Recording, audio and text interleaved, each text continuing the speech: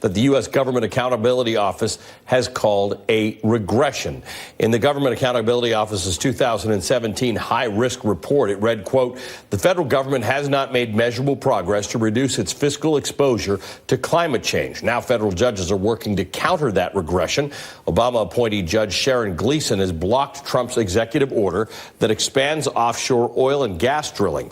According to the Times, Trump's 2017 order revoked an Obama-era ban that prevented, quote, "drilling of about 120 million acres of Arctic Ocean and about 3.8 million acres in the Atlantic."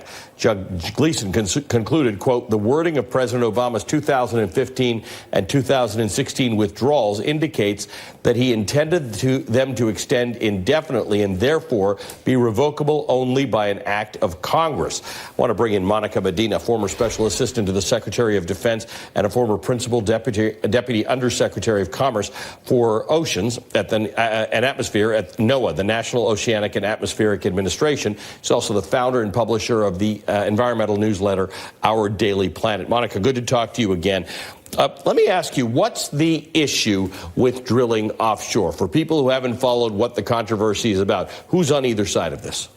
Drilling offshore in the Arctic in particular is risky business, Allie. We just don't have the know-how right now to do it safely.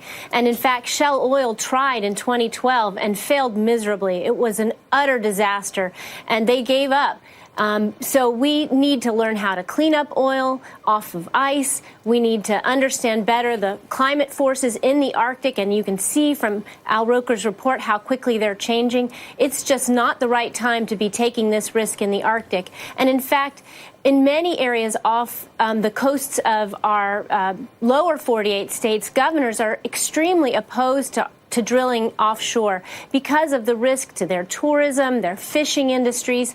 We don't need it right now. Oil and gas prices are low. We are trying to cut back on our fossil fuel dependence, and so it's just the wrong time to be moving into offshore oil and gas drilling. What's the argument in favor of it? Obviously, the oil companies want access to more ability to access oil, and they have been putting some pressure on the Trump administration to allow this to happen.